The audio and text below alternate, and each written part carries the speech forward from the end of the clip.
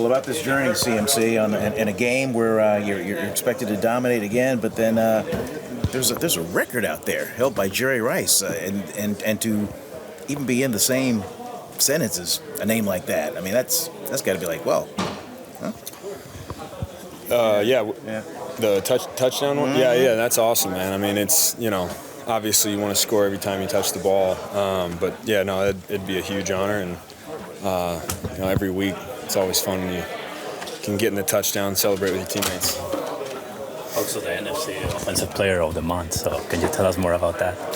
Yeah, it's awesome. Anytime you get those individual awards and little nods of encouragement or, accolades, it's fun, but, the season is so early and there's so much football left, so I think we're all still hungry for more. We know that we have so much potential as a team, and, we can get better every week.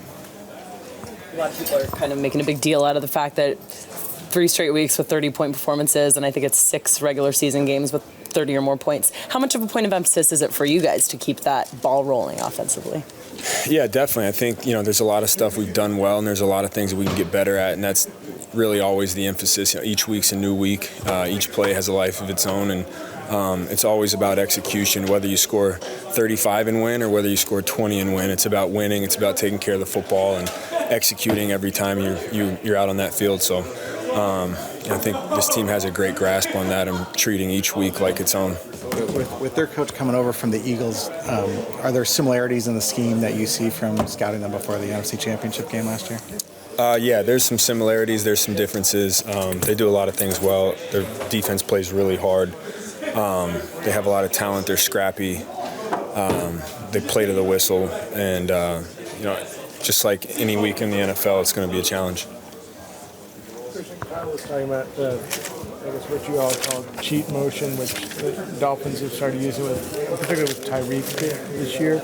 Is that, I don't know if it's like new to the NFL, but is that kind of a cool thing? And why can that, put a secondary in a bind? I think it's, well, for one, anytime someone's motioning, there's communication going on. So it forces guys to communicate. And then it's almost like a little bit of a running head start, which is kind of nice. So you can get to your route quicker, and then you can run a plethora of routes off of that motion, which is nice. So just like every week, I feel like there's so many new innovations going on that as a football nerd is fun to see. So it's exciting to see that, a motion like that and other motions and shifts and these different things that just trying to put guys in space easier. I saw a chart yesterday that showed that every single season under Kyle, the 49ers have greater formational diversity. So I know you've only been here 2 years, but does it seem like you've added more diversity to the formations and things that you run just in that short period of time? Yeah, I think every week there's something new. There's definitely a lot of different formations and shifts and motions and all these great things. And the cool part for us is just learning the purpose behind them and why we're doing it and being able to, not just understand what we're doing, but why we're doing it. This may be a stupid question, but other people have said that about that motion. It's like kind of almost like CFL, where you can get a running head start. But if you're like more traditional motion when you're going across the center, you're kind of getting a running head start. Is the difference with that motion that the cornerbacks or whoever could be a little more flat-footed just because it's quicker? Well, the difference is in the CFL, you're running downhill. You get a full head of steam running downhill as opposed to horizontally towards the sideline. That's a huge difference. That's not nothing. That's a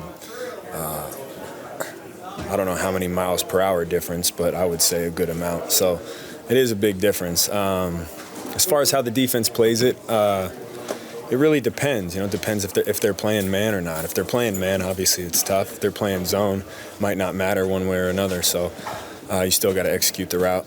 Christian, Kyle was saying the other day that watching film that Dre Greenlaw just kind of jumps off it with the speed and the intensity he plays with. And some of the defensive guys have mentioned it too.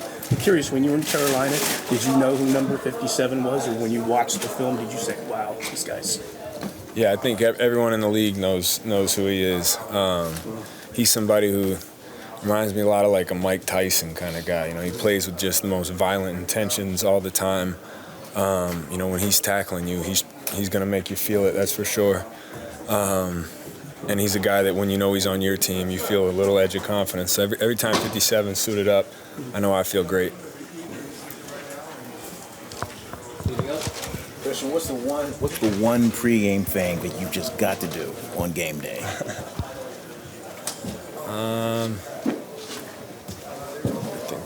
Warm up, obviously. You got to be ready to go. Some people put pants a certain way, clothes a certain way. You eat the same thing. What do you do? Yeah, I pray every game. I'm praying all the time during the game, before the game. Always doing that. So that's something that I keep pretty consistent. Question for you. So this kind of quick motion, or I guess Kyle calls it cheat motion, that the Dolphins started using with Tyreek, among other. And you guys use it with Debo. It's kind of going around the NFL. I don't know if anything's new in the NFL, but is that something kind of a novel concept, and why can that make it hard for defenses? Well, just it makes the defense think about something else right before the play snap. And so, you know, they might have a certain call on, like an in and out with his wide receiver and the tight end, or the two guys that are doing it. And it might just happen to get a guy outside, or like a little bit too inside, a little bit too outside. They lack the communication. Two guys cover one guy. It just adds another thing that the defense has to think about. That's how I see it. We've done a good job with it. I've done it. Christian's done it. Debo's done it. I think Ayuk's done it. And so just the more that you put on tape, and whether you do it with run plays, whether you do it with pass plays, it just kind of makes everybody second guess themselves. Something you started doing this year? I mean, as a team? The cheat, yes, that is new this year. We might have done it in years past for one play, but it's definitely. You've seen it around the NFL, like the Dolphins are doing, like you said. It's definitely more in our game plan. I forgot to ask you after the Rams game about the snap that I think inadvertently hit you and flew over to Christian. Calculated. Yeah, it was 100%. You made it look seamless. So what went wrong, and then how did you kind of react in the moment to make it not screw up? Oh, all those spirit motions, what we call them. Usually, most of the plays, they snap it before I get past the center. And for some reason, it was snapped while I was on the center. And so, once you get to a certain spot and you hear the cadence, I'm like, there's a 100% chance that this is going to hit me. And instantly flashbacks like Pittsburgh 2019 where we lost a fumble like that, just hit the guys in the legs. So I'm just doing everything I can to not get hit. And, it's actually the only play in the whole game that Purdy didn't touch the ball. And, we still got positive yards on it, so it's completely intentional. Just trying to give the defense another look. George, I think you used the phrase after this last game that you guys left a little meat on the bone offensively. So how do you make sure that the bone is looked clean? How do you actually go about doing that? Better on third downs, I think, is the number one thing that we were looking at. I think the last 2 weeks were 1 of 6 or 1 of 7 in the red zone or on their side of the 50 on third downs. And to win a lot of games in this league, you get to score touchdowns. So we're going to try to be better at that. I think we had a really good practice today on third downs. Everybody was, getting their depth, attacking the ball. Purdy was on. So we're just going to continually try to get better at that. When you were coming out of Iowa, did you study Zach Ertz at all? Yeah. What did you think of him, and what did you take from him?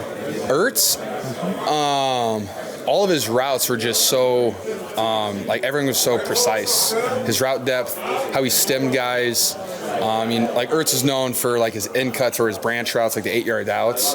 And every single time, the way he would stem all of his routes, they all looked kind of the same. And so when he gets to the top of his route, the DB is not entirely sure. And you can see it now. I was watching the tape when they were playing the Giants. The amount of times that he would just stem the safety just in the right way, so the guy opens his hips and he breaks across his face the other way.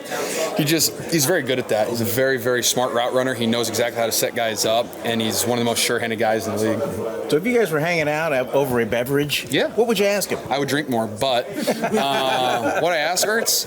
I've hung out with Ertz a couple times. He came to tight end you the first year. What I asked him?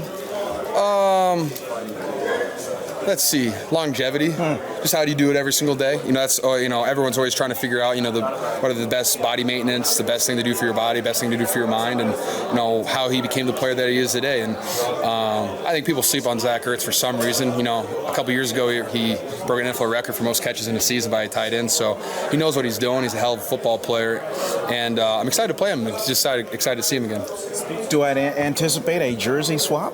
I do have a Philly jersey of Ertz. I don't know if I have the Cardinals one yet, so we'll work on it. I might go for a twofer of the Ertz jerseys. It's nice. Speaking of longevity, you yourself have established some now. This is what, year 7? It is. Compared to year 1 and 2, how is your body feeling, like as far as your ability to withstand the grind of a season? Have you picked up certain things along the way to put you in a better position now? Definitely, yeah, learning the things that work best for me. I would say like my rookie year, my second year, I was just so sore all the time. And I was doing massages, some stuff here and there. But I will say, like, the way that the 49ers have provided services, body maintenance stuff like twice a week, including the stuff we do in the training room, they've just kind of expanded everything. They've had an open mindset to everything. And so they've given us as players more options for things, and you just kind of take a shotgun approach and just try everything and see what works for you. And so just over the course of my career, I've found out the 3 or 4 things that do me really good, and just kind of focus on those things. George, I'm sure or maybe you're not, but there's obviously. You just answer the question for me? Brock Purdy is a quarterback in the NFL, so there's a discussion around him, and it's still like, well, how good is he? Is he top 10? Is he top 15? What if he was on another team? How good would he be? Blah, blah, blah. Yeah. I mean, do you guys find it amusing there's still, this kind of debate? Like, is he legit, maybe? I mean, all Brock's done is go out there and win. He does a great job at that. I mean, you can watch the tape from this last game against the Giants when he was pressured like 31 or however many snaps that was, and he did a really good job on almost all of those. He does a good job. Hey, if there's not a play there and he knows he's going to get sacked, he tucks the ball, he tries to fall forward. He's been great with the football. He doesn't turn it over. He's doing everything that we need to do to win a football game. And so, hey, if they want to rate him as the 20th best quarterback, they want to rate him in the top 10. I don't think he really cares, and I think that as long as he shows up every single day and he's playing the best of his ability, that's good enough for us. And, we're just loving every second of him.